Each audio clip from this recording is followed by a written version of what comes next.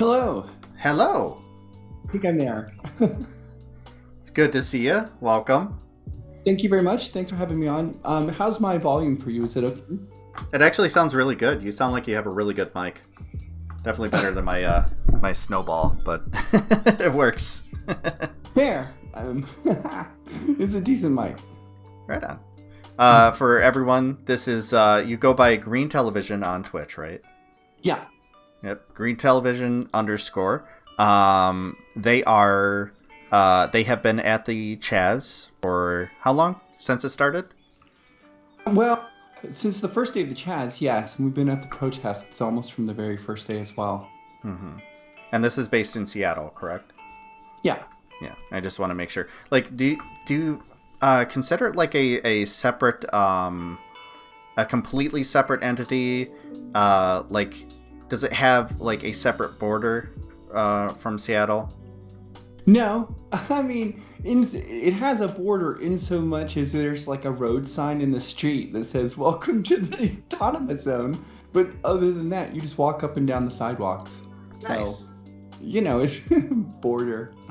Yeah, I was just kind of curious because I saw a lot of the barricades and everything, and I wondered if it was to keep police out or just to I'm sorry, it's bothering me. It's trying to get my camera, turn off my camera. There we go. I feel better about that now.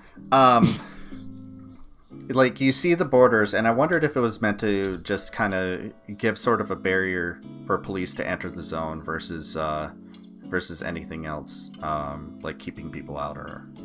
Well, it's sort of for keeping people out. And by specific people, we mean like the Proud Boys. They've been there day after day. 5 days ago last week, you probably saw it, a stream of it. Some guy drove his car into the protesters and shot one of them, and then jumped out and ran and turned himself in. Turns out his brother worked at the precinct, so he ran and turned himself into the precinct. But other than that, like, that's a significant concern. I myself was assaulted by them last Wednesday, and so this is a mindful thing for us, and we want to be sure that they can't cause more mayhem with vehicles. So wait, holy crap. You're telling me that these right-wing groups have direct connections to the police? I had no idea. I know, surprise, right? God. Oh, I was gonna ask you something about that. Let me just... So there's a law in an autonomous zone. I trust him and Fox News. Sorry, my chat. First of all, to make sure that I'm addressing you correctly, I've been saying they. Yeah, thank you. Does that work for your pronouns, or do you have specific... Yes, it does. Okay. No, they, them is my pronoun, so thank you. Awesome. Perfect. That works out. Good. I wasn't sure yet. I definitely want to like be accommodating to everybody, so yeah. Okay. Let's see here. So I'm not understanding of the anarcho-communists and the anarcho-syndicalist beliefs 100%. Like, I'm not someone who's read Marx or anything like that, taken any poli-sci courses. Can you give me a basic rundown of the CHAZ?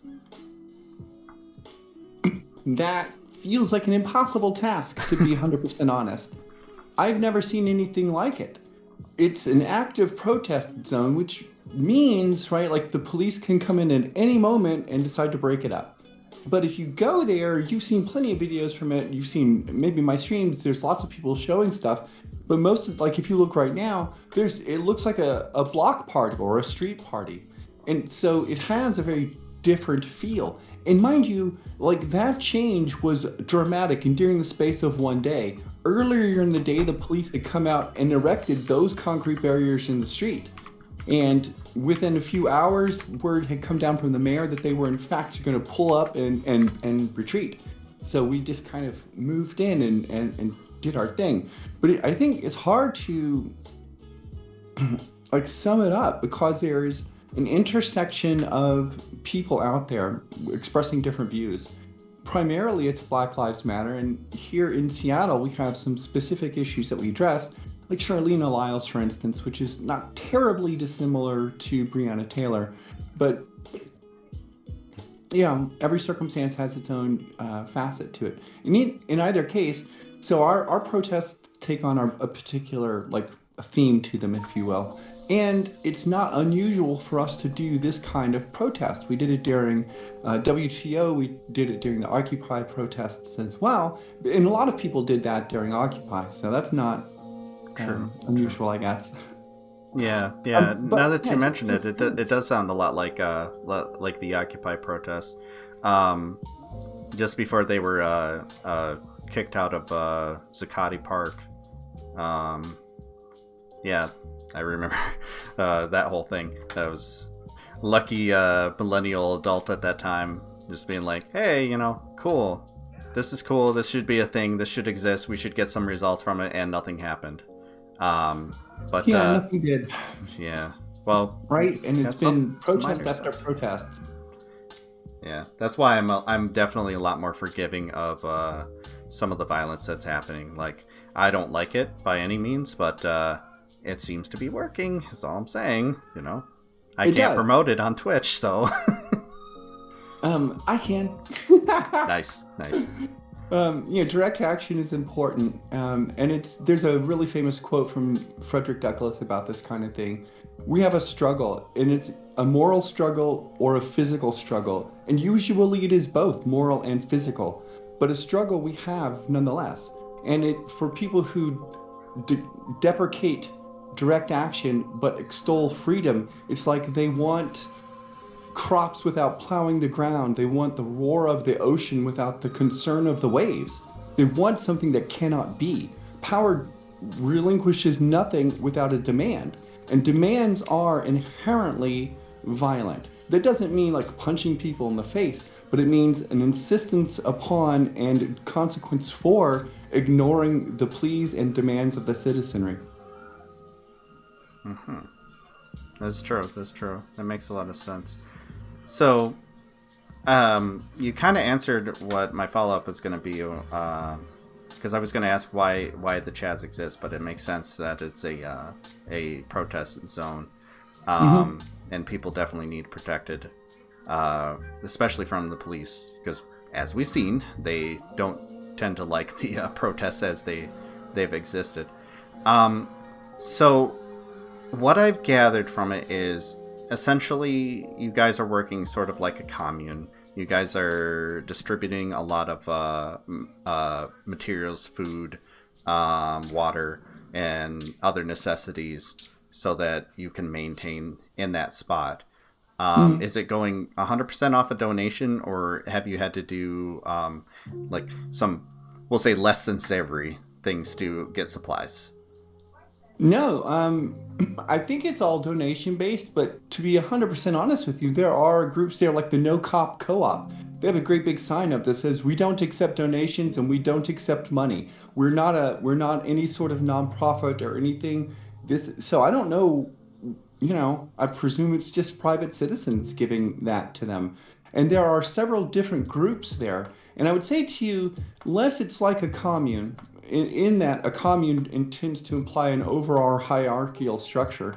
This doesn't have that. This is more like a group of autonomous collectives working together as a syndicate with varying degrees of hierarchical structure within their own organization, but interacting with everyone else as an egalitarian partner in this enterprise.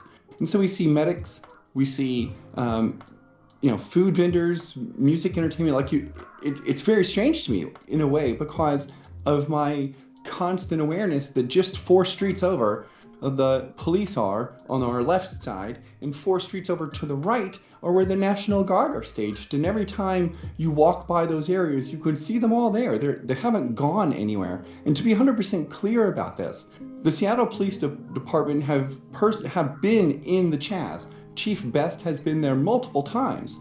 There's no place in Seattle where the police don't go. And they go there too. What they've said is that right now, the only kind of crimes they're going to respond to are perhaps the only sort of crimes that they should have ever been responding to anyway, which Violence. is to say threats to life and limb, somebody getting shot or something like that. But if it's a mental health crisis or a property crime, they're not going to do it. In Seattle, 45% of all the crimes solved by the police are property crimes. Or solved, dealt with, whatever, accounted for in the books. Yeah. So I feel like in a real, like, leaving aside a bunch of political sloganing for just a second, there is a real push here in the Seattle area to defund our police by 50%. Right now our police budget is $450 million. So we're suggesting making it $220 million. Which seems like a lot, but nevertheless, we need fewer armored personnel carriers, and we need more community engagement in nonviolent ways to resolve conflict, to de-escalate them. And that's the thing that we have to have in demand. And when I say demand, what I mean to say is, like, on a political level, if you're an elected official and you don't do these things, you're going to be unelected, and we're going to elect people who will write these laws and do this stuff. That's how it works. And we have to have that pressure from the street to make the elected officials do it. I was watching a few political pundits speaking recently about different ideas in this regard.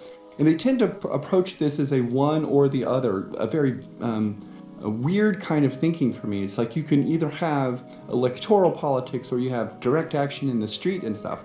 But that's not true. You can have both, and you need all of it in order to make the systemic change that you want to see in the world. One part of it isn't going to work. We need to change the whole structure and that requires politicians in those roles doing, revolutionary acts in concert in a loose confederated way with the organizations on the street that are driving the change that our society demands.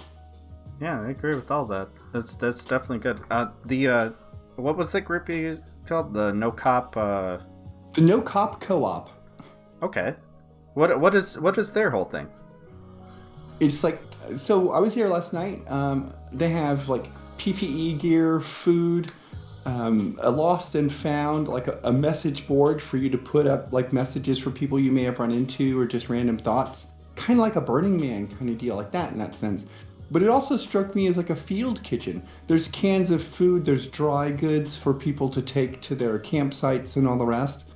So it's really supplying the basic sundries, as it were, toothbrushes. No kidding, like packets of toothbrushes and toothpaste and toilet and sanitary products for people who need them and all this kind of stuff like that. It's just all there and it's all provided. The city is providing services like emptying the porta potties, providing electricity. If something goes out, the city sends a service truck in and fixes it. But I tell you, one of the things that struck me, honestly, it might be one of the weirdest images from this entire thing for me so far, is on Thursday last week, where the protest is taking place, there is a Republic parking lot. Republic is a private company that just owns parking lots, And so there's a Republic-owned parking lot in the protest zone, and people have been parking in it. And on Thursday, they sent an employee there who went around and ticketed all the cars.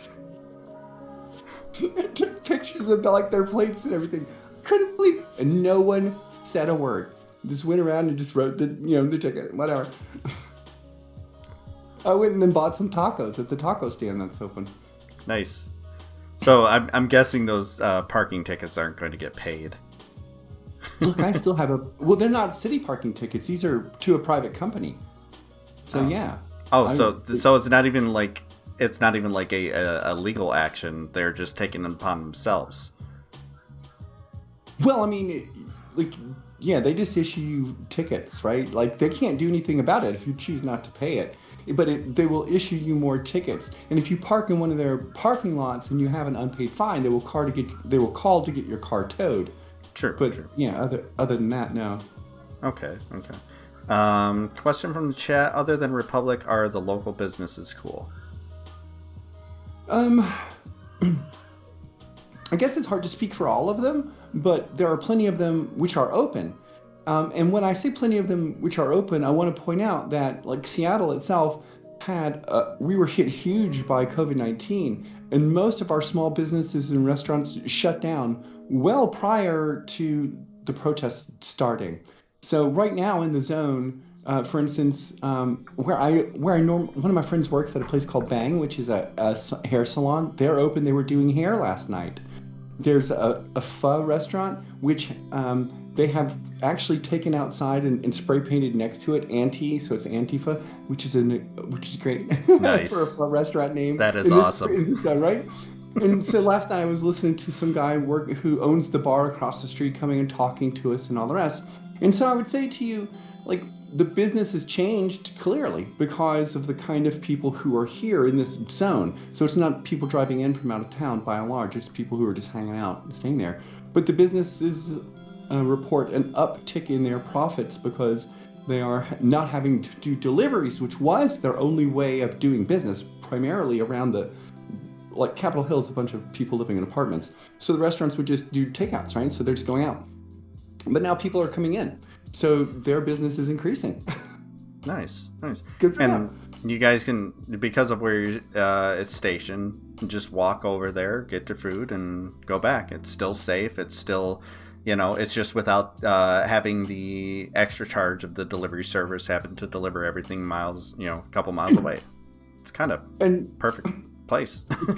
I mean, it's really just very different than you would expect, right? And I'll say this again, which is, I need to emphasize it is a protest. It is an act of one. So once the police moved away, it wasn't as clear, right? Because when they're standing in line and they're tear gassing you, there's a very clear, sort of thing happening. Once they de-escalate and pull back, the press doesn't, like, they want to go look at something else, right? So we have to keep the energy and momentum of an act of protest in that space. So what we've taken to doing is marching from there, right? CHAZ is located around the East Precinct of Seattle Police. So we're marching from the East Precinct to the West Precinct. And that takes us across I-5. And so we're blocking I-5 every night for 8 minutes and 30 seconds while we stop traffic and people hop out of their cars. The police now know we're doing it. So they're stopping traffic on the highway well before we're crossing it. So we're just kind of like standing there. Last night there was, 20 cars or something on one side, but that was it because it was closed down. So they're really taking a de-escalated approach to dealing with Seattle protesters compared to, well, you saw it just 2 weeks ago where they're standing in the street like it was a hard line. They had, I think at the height of it, a line of 4 police officers deep and backed up by 3 rows of National Guard troops. That's what they were doing in this exact same place. I've been there every single night, and I'm standing there on the spot where I got tear gas and pepper sprayed, and I start my streams from there. I'm like, right here's where it was. You know how you do. Right here. There's salt on the breath. And then the stream starts to number and that kind of thing.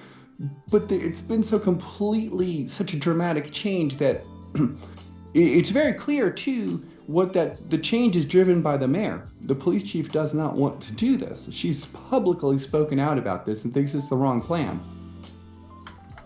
I mean, of course, the police chief wants to escalate everything and, be like, these people can't be here, start going on arresting sprees and break it up.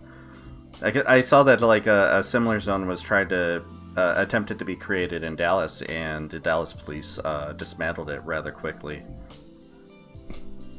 I saw that as well. And then last night, I don't know if you were watching this, but in Portland, they set up an autonomous, they did it. They got all 4. I'm not surprised by Portland. Me either. Good job, Portland. I have a couple cousins that live out there, and they love it out that way. Except for they describe as the yuppies. And of course, come on, of course. They try not to talk to me too much about them, but yeah. They're awful here. Like, it's a significant issue. It's what we're running into primarily at CHAZ right now.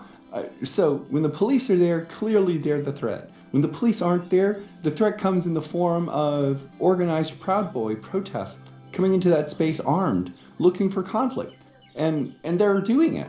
So we have to be mindful about that. We have to be mindful of the risks of that. Like, I know, like, for peaceful protests and marching and stuff of First Amendment, We can peacefully assemble and exercise our rights, and this is all true. So why would you not take, like your kids to a protest? Why would you not do this? They should be allowed to. They're citizens.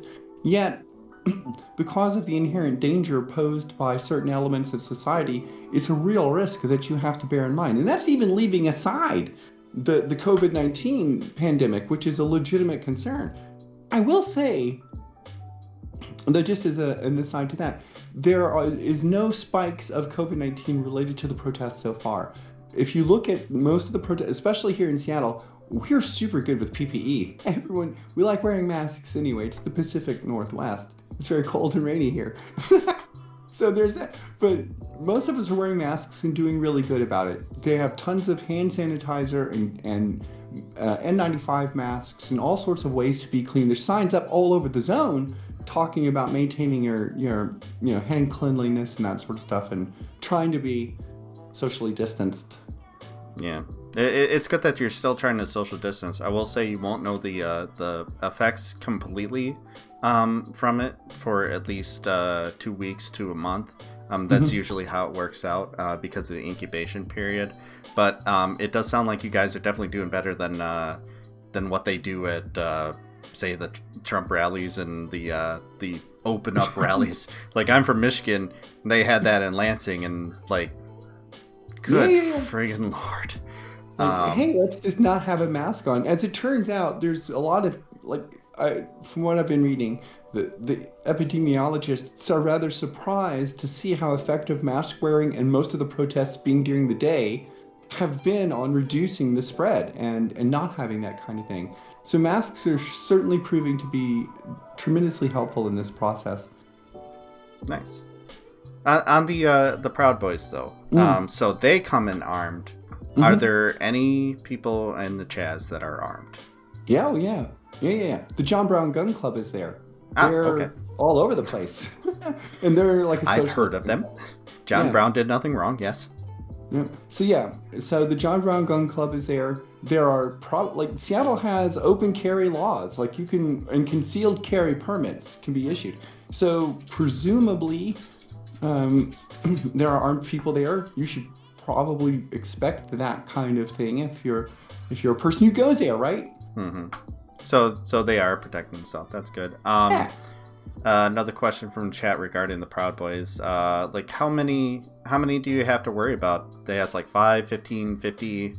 Is it a large amount, or obviously any is a threat? It varies, right? So they usually travel in groups of 5 to 10. So yesterday, a guy named Andy, I don't know how you say his last name, NGO, non-government organization. Andy No. We know Andy No, yes. Okay. He makes a kill list for Adam often, yes.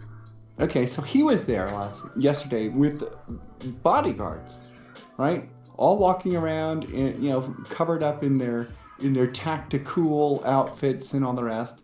And then the standard Proud Boy, ambassadors here on the West Coast, especially here in the Pacific Northwest, have been there. So I would say, in my experience, on the video that I shot on last Wednesday where I was assaulted, there was 10 of them there in 2 different vehicles. And the ones I've seen since, the video that you see, roughly 10 to 15 of them standing around. Versus how many? Oh, thousands of people are there, of course. Oh, really? Oh, wow. I mean, at the CHAZ? Yeah. Oh, yeah, there's probably 3,000 or 4,000 people there, during the day every night. And then at night, there's, 1,000 people or so. It's hard to say because it's pretty spread out and people go sleep in their tents. That was my next question, is where they sleep, a number of people sleep there. Because they kind of have to, otherwise they would definitely dismantle it all easily. Yeah. They sleep in Cal Anderson Park. They've planted victory gardens and put tents all over, and that's just a thing now. That's what they did. Nice. Yeah. All right. Let's see here. What else? So you guys you're doing mainly donations to keep things afloat. There are some groups that aren't taking donations. Where exactly are you getting the donations from? Is it all over the country, or is it? I have no idea. Oh, they Like, I'm don't not say. involved in. No, I mean, there would be no way to know. Maybe even if it was coming through like just PayPal money and stuff like that. I don't even know why it would matter. To be fair, but no, they're not revealing where the donations come from. Okay. Well, I mean, it might be better for that in the long run because we know how retaliatory the police have been. And another question from chat. Let's see here. Are people in the CHAZ all aware of how wild right-wingers think shit is there? My mom thinks you have a warlord and a strict border wall. She walks as Fox and shit. That's pretty good. Right, that's a great question. So some of them are but again, like that's one of those things. Like if you don't watch right-wing media and stuff, you probably wouldn't know how they're talking about it. And if you live in the zone, and mind you, there's probably 2,000 residents that live in apartment buildings and stuff all in that zone, right? So they're just living there, and suddenly, like, boom, here you go. This is around you now. So people drive their cars in and out to go to work, to go pick up the grocery store. So I would guess that some of us know that. Like most of the time when I'm there and I get asked what I'm doing, because I'm pretty visible, I'm wearing a high-vis vest and a lime green helmet and that kind of stuff. I explain exactly that. I'm there to counter the right-wing narrative that this is a violent place, that there's all these, that we're some sort of separate nation. That I watched that Tucker Carlson thing, like, oh my lord, what a waste of my time, number one. And number two, like I got that it was sarcasm and satire, but I don't think any of his fan base will. Like, I felt like that was just right over their heads, and they think those were literal statements that he's making. In that, like, we have a border wall, and there's a warlord. There is no warlord. To be honest with you, I would say the person who could throw the football the farthest would be clearly the. I mean, I don't know how you pick warlords. I've never done it. It's not like a thing that's happening there, so it's hard to know how to do it. This is definitely why I wanted to have somebody on to kind of explain it to me, because like it definitely sounds like a really interesting experiment for people in the US, especially with the way everything has been for a long time. So I would definitely like to see it actually achieve, and only time will tell how well it can continue to keep going, and I definitely hope that it does. So we're at a unique time in history. I think one of the reasons that the Rodney King riots didn't change things, the reason Ferguson didn't change things, the reason Occupy didn't change things, and it seems weird to say it like this, but everyone had another obligation, an obligation that was more important to them, namely paying their rent and making sure that their families weren't out on the streets. Here in the United States, at least, we're in the midst of the Great Depression. There's 40 million jobs that are gone, just like that. And there's more on the way, and they're going to be gone. There's nothing for these people to have to go back to. There's no jobs there. It's not like they lost their job for the protests or something. No, those jobs are just gone. Remember that small business fund that they did, like they couldn't make loans for small business and all the rest? There was 9,000 businesses in Seattle that would have qualified and sent submissions in. 100 businesses got money from that. That's it. All the rest of those went out of business. They're just gone.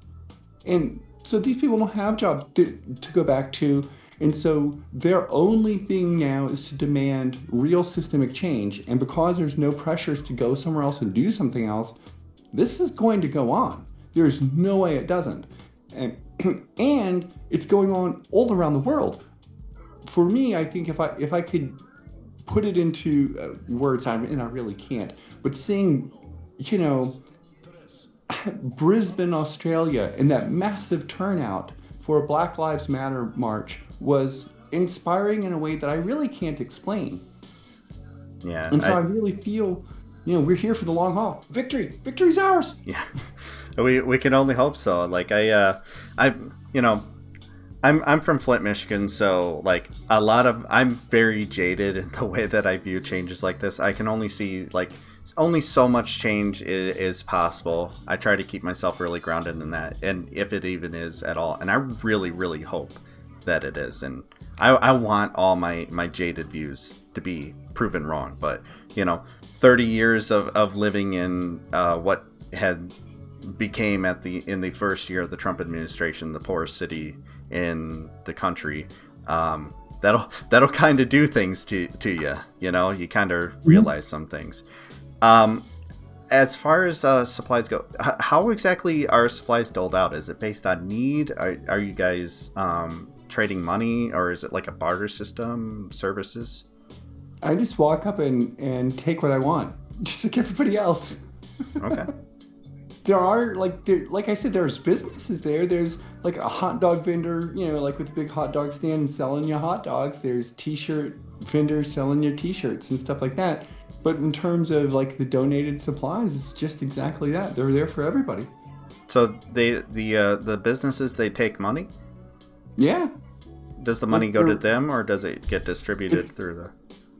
It's a business. I suspect they do with whatever they do with their money. They pay their employees, buy products to make more food, probably, is what they're selling, and then do that.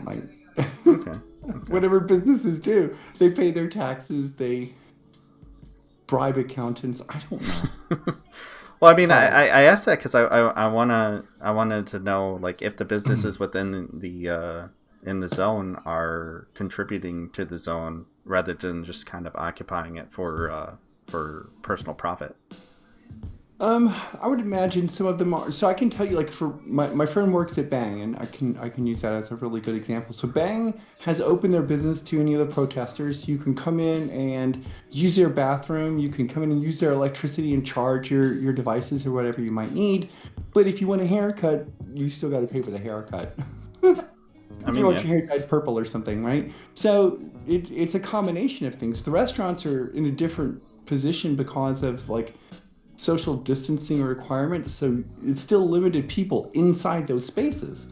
But outside, like the street vendors and stuff, yeah, it's just mostly it's not cash, right? People are using like their debit cards or credit cards, whatever, to pay for it. So, because cash is less sanitary than it might seem initially. Who knew? I work in a cash room for a armored trunk company, and yeah, the first thing that I did was when all this came out about COVID, I'm the only one who still wears a mask in there, because I'm just like, money is disgusting. My fingers pretty much come out black after hours of touching all this gross money. Some of which we get like mutilated dollars or things that come on with very questionable substances on them, and we just kind of go, okay. So yeah, I definitely agree. Money is absolutely disgusting. So I'm glad that you guys are taking precaution there regarding cash. That's definitely a good way to spread such a highly contagious disease as COVID-19. So I think so too. I've been distracted about this whole time because I too am a musician, but the guitars in the background have been catching my eye. I see the LTD back there. I think I see a Viper sitting on the couch. That's an SG. Oh, it's an actual SG? Okay. Yeah, it's a 70s tribute model, but it's just on the couch right now because I don't have another stand. That one's tuned into drop D, and the LTD is in open G tuning, so I do my Rolling Stones thing. Oh, right on. I figured it'd be like more like a tapping, like American football sort of deal, like that they do. That's cool stuff. Nice. I'm sorry. I had to. I like anytime I've gotten distracted has been because I'm looking at the guitars. I don't have anything crazy. The nicest thing I own is my amp, which is a Revere 6512. It's a 65 watt 112 combo amp. I absolutely love it. It sounds so good. But a little cheap combo amp for the apartment. Hey, for Marshall though, I like it. It works. I have a house. That's one of the big reasons why I wanted to live in a house, is so I can go in the basement and crank it up and break up those tubes a little bit. I'm sorry, I'm getting distracted from the point. Well, and so like I do miss living in a house. Gotta be honest. Yeah. So there's like there's a lot of a music scene working with the CHAZ and performing. Yeah, there's a band called Martial Law that's been playing every night, and just several street performers. You know how it is like busking in a big city, so they're just tooling around. I mean, doing. My friend and I brought my harmonica and she brought her harmonium, and so we were playing some the other night. Which is weird to me. Like, I didn't do it for long because I'm like, okay, look, this is fun, but this is a protest, yo. We can't be doing this. It's not right. We're not supposed to be having fun. We're supposed to be angry. Well, it's not about being angry. It's about being mindful and aware. Yeah. Because it's you know an what act I mean. of protest. Well, yeah, but like I think it's important to bear in mind that most people here aren't standing there, like super angry like that. They're standing there with like determination and motivation, which are different. That's a fair distinction to make. I definitely agree with that. I was definitely joking about that, but I do appreciate you saying that. Yeah, no worries. Okay. Do you protest in the zone or go outside to protest? Well, there's both. So inside the zone, there's usually rallies that take place in what I call Speaker's Corner, which is right in front of the precinct doors. And then out in Cal Anderson Park, around one of the home plates, there's a stage set up with amplifiers and microphones and stuff like that, so people are out there doing that kind of thing. And then the active bit of the protest, we leave the zone, we march from the east precinct across I-5 down to the west precinct and protest in front of there, and then we march back up to the CHAZ, which is about a mile and a half, 2 miles away. So it takes about 25 minutes, 30 minutes to walk it, not too long. Interesting. That definitely helps that you guys can kind of broadcast out from a stage with a loudspeaker, with a PA system and all that to, be centralized and still continue protesting, but also leave. That's effective, honly. It really is. Are the demands pretty consistent? Is it you said it was mainly Black Lives Matter, of course. Mm-hmm. Have they given a list of demands specifically, or do they just want to exist in that zone for the time being? No, so there's a list out on the Seattle Black Lives Matter's website. That's 30 demands listed on it that we were all in the street coming up with. It was a really amazing process. It was just person after person walking up and taking the microphone and saying, here's what I'm thinking about, here's what I'm interested in. It was being written down. Boom, boom, boom, boom, boom. And at the end of the night, we had a list of 30 things. And, street democracy, that's how you do that. And it's up there. And so whether or not, who knows how many or if any of those demands will actually be met by the Seattle Police Department. But the big ones that you can see really visibly are things like defunding by 50% the police department. I know there's some conversation happening around completely abolishing it and having no form of civil protection and just reducing monies and stuff like that, so there's fewer of them. Both are good conversations to have, and minimally their budgets need to be reduced. That's the minimum activity by defunding them. Abolition conversation is a good conversation to have. I'm happy to participate in it. I myself know plenty of ways which community policing works just fine. You can see it in example at a place like Burning Man, where they have a group called the Rangers who are that. We are the community police for this kind of organization with no firearms. There's no violence in this interaction. That violence happens obviously requires a different response, and that's why there are uniformed law enforcement officers there.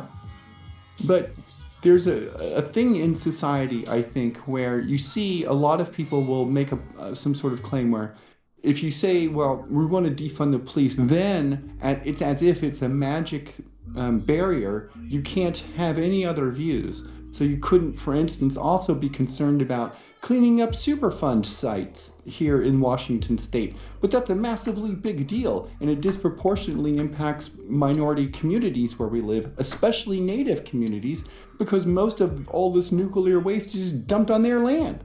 And we have a True. massive epidemic here of missing Indigenous women.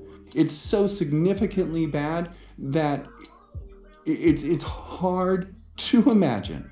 It's hard to imagine. And most of the crimes go unsolved. If I am looking objectively at what I would want a police force to do, I would want police to solve the rape cases. Why do we have a backlog of 1,200 rape cases? Where are the cops for that?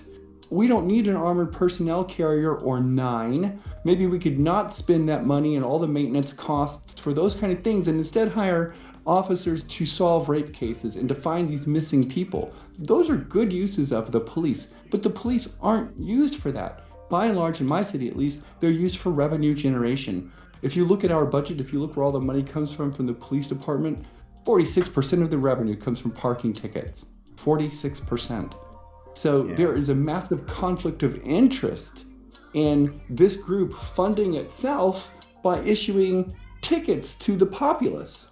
That is a situation which, even if everyone involved were super ethical and moral, would have such a massive conflict of interest that we would definitely say there has to be some ethical board in charge to review this kind of thing to prevent unethical conduct. Right now, that is supposed to be the police board, right? But that is just an arm of the union, and they strong-arm cities into basically signing agreements where they get things like qualified immunity. We were talking a little bit about on your show earlier, where police officers can break the law and there's no consequence for that action. Even if they get fired and held accountable by the police, hey, that was awful, you're fired, go away.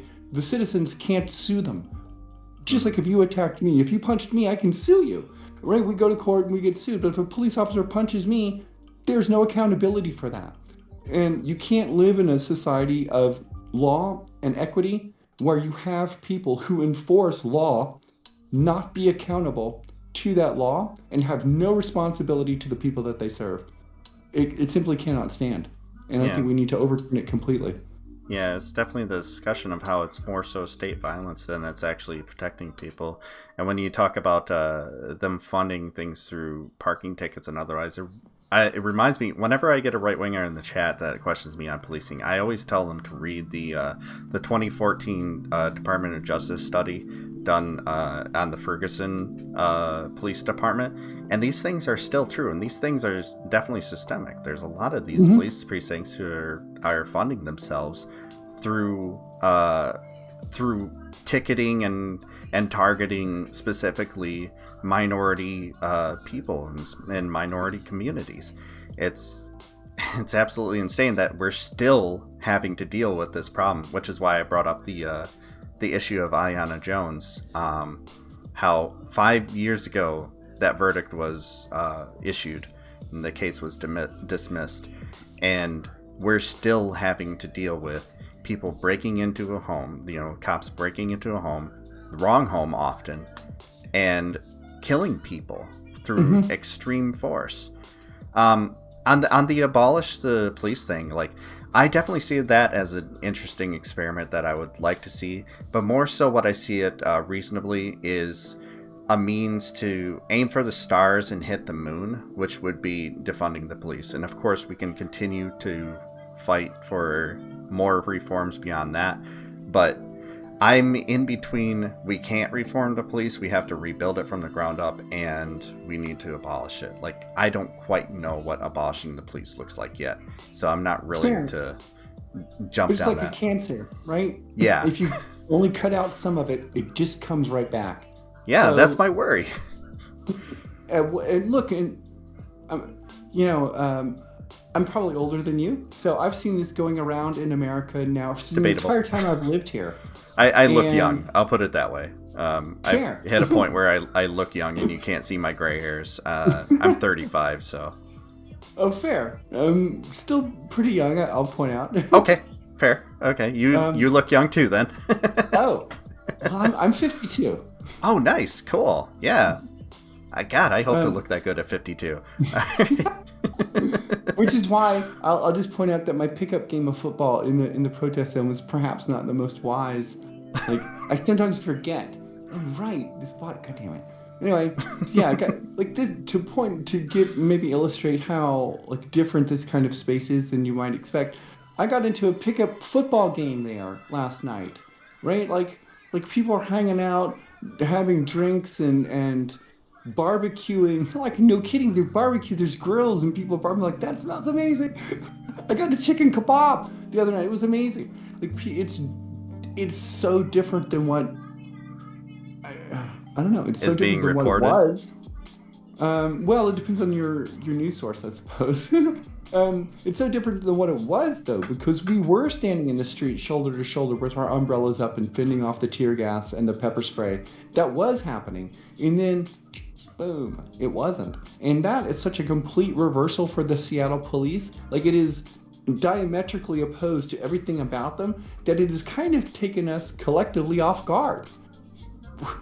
Just to put this in context, the Seattle police is so bad, so corrupt, that they have a thing called a consent decree with the Department of Justice, because the Department of Justice has to manage our police department because we were so awful. And part of our demand for the SPD is that they continue that consent decree to be bound by the rules of the Department of Justice, because otherwise they're,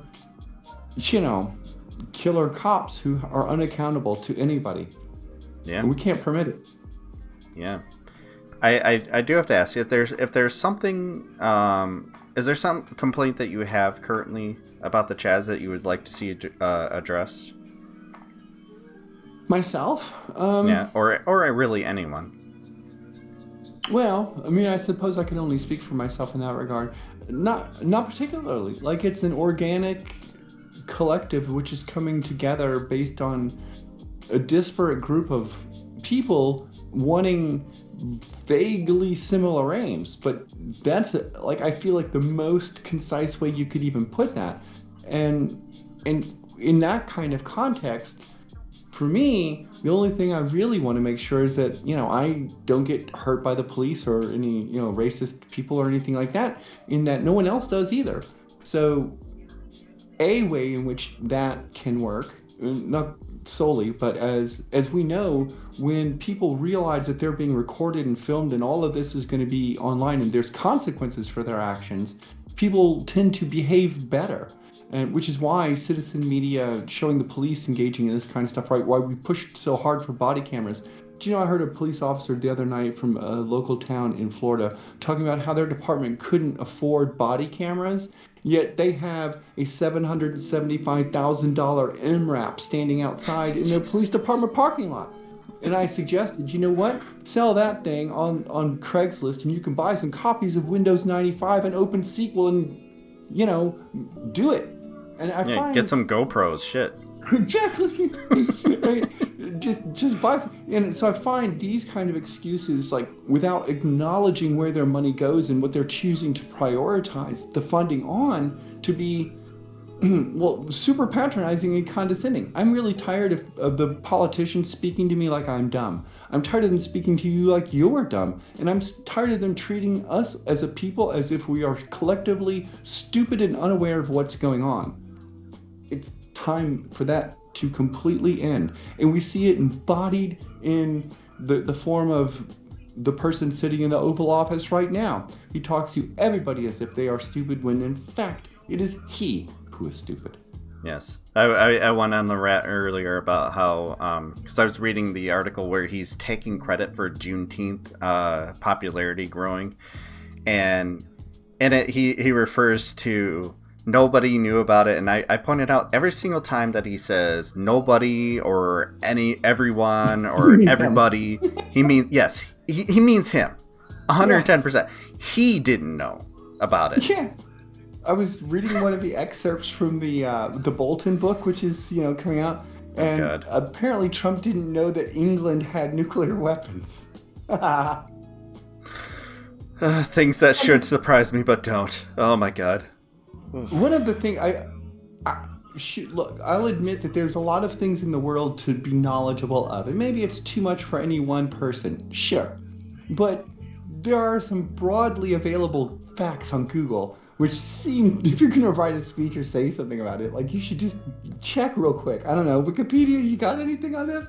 I mean, he's the president. You'd expect him to know some of these things.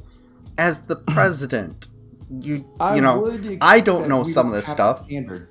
I don't know that stuff, but I'm not the president. I don't need to know it right now. But you're saying the word president as if it is like the old word that used to mean somebody like a statesperson or, you know, a politician who spent time like learning about political science and things like this. That's not what it is anymore, right? I don't know when it stopped being that. Maybe August 2nd, 1980 is when it stopped being that. Oh, yeah. I know what you're referencing there, Reagan. Yep, Reagan fired all the air traffic controllers, right? Dissolved their union, which had no legal authority to do. And as a consequence, now we're dealing with very, very difficult situations in terms of labor without having union power. Just as an aside, if you're an IT worker, you might be aware that you are forbidden by law from forming a union. Did you know that? But you didn't know that. That's why you can be made to work overtime and not paid more. Just imagine if they had to pay IT workers overtime pay and all the rest of that kind of stuff. It would be a very different industry. If most of my friends who are game developers talk about the thousands of hours that they put in over and above their salary, 40 hours a week or whatever it is. Crunch time. And then they're just dismissed and let go, and they get no extra for that kind of stuff. And this happens everywhere. My old job as a database administrator, 40 hours a week, sure, whatever. But if there's problems now, it's however many hours it takes, and there's no extra for that. And that's exploitation of labor. That is a direct theft of my work without any compensation whatsoever. Even in the normal sense, they're only giving me roughly 30% of what they make on my effort. And yeah, that's a different socialist conversation. Oh yeah, definitely. Part of that too. Yeah, one that I would definitely agree with. I actually left my last job because it was like Monday through Saturday. You were there all day. Like I would get anywhere from 45 to 52 hours a week, and I found out that a just hired in 18-year-old porter. I was a oil tech. Lube tech, tire and all that, was getting paid just as much and was making more with incentives than I was at my job that I had to be more trained at, that I had like 10 years experience at, and like it just was the final straw, and I just walked the fuck out, Not the best decision financially, but a decision I definitely stand by because I was tired. That place was definitely exploiting the hell out of their workers, and probably still are. From everything I've heard, they still are. They were one of the last places to close. I have a buddy that still worked there.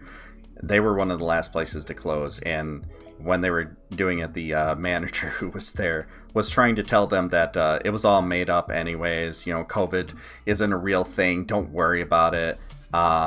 Yeah, they were staying open to take in extra business because a number of oil change places had closed down. That's what they did. I'm so glad I don't work there anymore. I'm glad you don't work there too. Yeah, it's really ridiculous. Irresponsible. It is. But I'll say, I feel their pressure too. I maybe I'm a little cynical in this regard, but sure, isn't the point of us giving them like all this money so they have extra cash for when things go bad? But leaving that aside for a second. Yeah. I think it's a really cynical exploitation of their own fear. They are held accountable to the banks for their mortgages and their payments too, right? So these are the petite bourgeoisie, the people who are actually like between us and the capitalists, and they're the ones who think they are capitalists, but they just pay rent for that. They rent that lifestyle. It isn't theirs, and they really need to wake up, because COVID plays no favorites. It doesn't matter any of that stuff. Everyone I know, regardless of income levels, is equally as susceptible to it all across the world. And we collectively as a society are probably going to be dealing with this coronavirus like we are the other 5 that we know about for the rest of our time as humans. That's just what it's going to be. And that is going to make everything about right now going forward unlike anything we've ever seen. No one can know what this is going to look like. There's been nothing like this in history. There's no precedent. And because our country, at least, is doing it piecemeal, each state is essentially responsible for itself. Maybe they're forming regional coalitions like we did on the West Coast, right? We formed a regional coalition of states. There's some in the Northeast, there's some in the Midwest now, and they're all having to go on their own for it. And I look and back compete and with the federal government too. That's one thing that I like to stress is the federal government undercuts them at every single level. So it doesn't even matter whether they can afford it as a state or not. The government that can print its own money can just print its own money and buy it underneath them and sell it off to Germany. And so how long do you think it is until California says something like, we're done giving you our cash for you to use it to compete against us?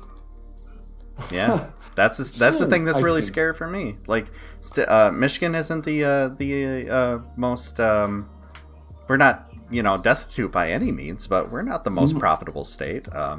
There's a lot of problems in Michigan. Yeah. Oh yeah. Lots of municipalities are in significant debt, and that's a huge concern. Where I live, these cities carry this kind of debt as obligations which are foisted off onto them, usually by the federal government, in terms of mandates which cities have to uphold, which aren't at all concerned with the citizens or anything of that nature. I would be willing to bet you that if the citizens of any municipality could vote on the things they want, they would vote for things which would directly impact their lives, because that's what people are concerned with. So if you live in, for instance, Flint, Michigan, and you have no clean water, I'll bet you having clean water is #1 priority for all of the political kind of considerations that you might be making. What are we doing this for? Get clean water. Why do we need this? Clean water. That becomes such a big deal. You can't live without it.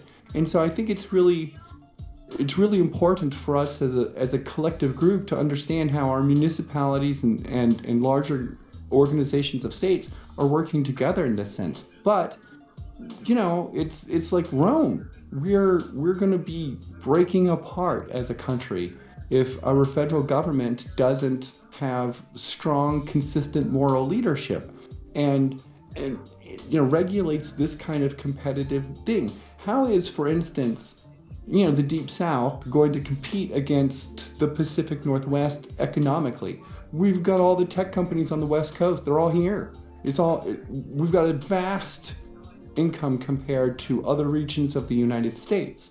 And the entire United States benefits from this, as we should. But that's not going to continue to be the case if the people who are putting in the money to the coffers have that money used against them. Why would they do that? And yeah. As a citizen, that concerns me. Yeah. I mean, as cool as it might be to live in a new country, I guess, it seems awkwardly difficult unless it's all planned, unless people are like, oh, we're going to do this thing here, let's write it into agreement. But that isn't happening. It's all piecemeal. So like with the COVID stuff, right? Some states closing down, boom. Other states opening up. Well, there's one great big pool. If you have a piss section in the pool, the pee gets on everybody. It doesn't matter if it's only supposed to be over there. Everyone in the pool gets it on them. True. And this is a huge problem for us, and I don't understand it. Like, who is pushing these people? I don't care if someone else wants to sacrifice their grandma to the line. I think that's a bad plan. I like my grandma. I don't want any of my people going away to be sacrificed for capitalism any more than they already have. And this is a direct sacrifice to something that has no direct tangible return to us. Who cares what the stock market looks like? Not me. It doesn't impact my job and my stuff at all. It doesn't matter if it went up or go down. $15 an hour is the minimum wage in Seattle. You'd think it would affect my job in a cash room, but honestly, it doesn't. What does affect it is when business is slow. I can't say who exactly we work for because I signed an NDA, but we work for a number of restaurants and different organizations that benefit from people being out. And during COVID, our hours were cut for obvious reasons. There was less business coming in, less money to process. Completely understandable. How one of the places, a big company we shipped money to their ATMs for, was completely closed. So we didn't ship anything to them until they started to reopen again. But the stock market doesn't change that. People going out does. Mm-hmm. And so we see. So what fixes that? Well, I would, it's hard to say because we don't have a vaccine, but I would suggest that consistent scientific-based leadership from our national leaders would really address the fears of most of the people. We would feel as if our leaders are taking competent, responsible decisions to try and keep us safe. And that would allow us to then feel safe in the things that they do say that we could go out and do. Mm-hmm. That's getting into like the discussion of how to stop the virus, but really the big thing that it's something that I do like that kind of happened. It sounds crazy, is this whole thing really exposed how inadequate our system is set up to deal with any situation where all of a sudden for the greater good, the economy basically has to stop so that there's not millions dead, as opposed to, what are we at, like 120,000 dead? It's not equipped to handle that. Our country decided that it was much better to give us a one-time $1,200 check rather than the $2,000 a month like other countries are doing. All because they thought that it would hurt businesses and would encourage us to stay home. Which is silly. Yeah. People want to get out. People want to leave. Are you kidding me? Well, they do. And not only is it silly, it's wrong-headed. Yes. Because $1,200 isn't enough for anybody, really, in the United States. Maybe if you live in a small little town in the Midwest, it might be for a month. But most people don't live there. Most people live in metropolitan areas or outside the cities and suburbs where $1,200 isn't enough. And I think $200 a month UBI or $2,000 is not enough either. Frankly, I think $4,000 a month UBI is where we need to be. And that will actually allow people to pay their bills and go out and do things. And as you say, it's the economic activity, it's the churn, which actually drives our economy, not the line on the Wall Street boards. So if we want people to be able to go out, it can't be minimum. It can't be, okay, here's enough money just for rent and electricity and stuff, but no going out. Because then there's no going out. And we want them to go out and have that economic activity, so you have to give them enough money to do it. And I think, where does all this money come from? Well, I'll tell you where it comes from. It comes from shutting down some of our military bases. Frankly, I've got a super bold idea that when I run for president, I'll unveil. I'll tell you right now, it involves getting rid of the Marines. Just getting rid of the Marines. That was the bold idea. I guess I gave it all away. Whatever. We don't need the Marines. And we need a unified ground command, and we would save $46 billion. If we took that $46 billion and just we just kept it in the budget and then put it into our country, we would fix almost all of the issues that we have that require money and funding to fix.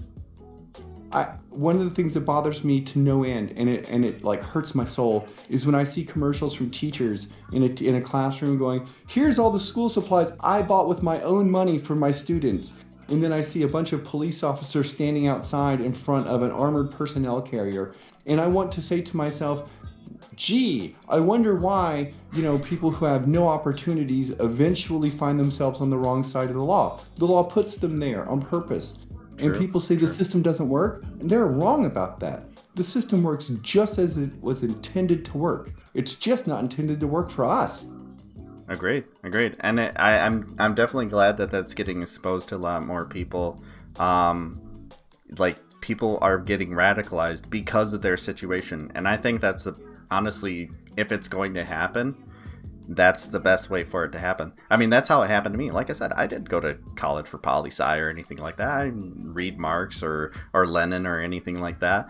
I lived in a highly, destitute area that was screwed over by its government and has seen nothing but local politicians come through after local politician, corrupt as all hell, slowly destroying everything, factories leaving, our entire economy being completely repurposed but not invested in, and eventually you just start to go, hey, wait a minute, this isn't working.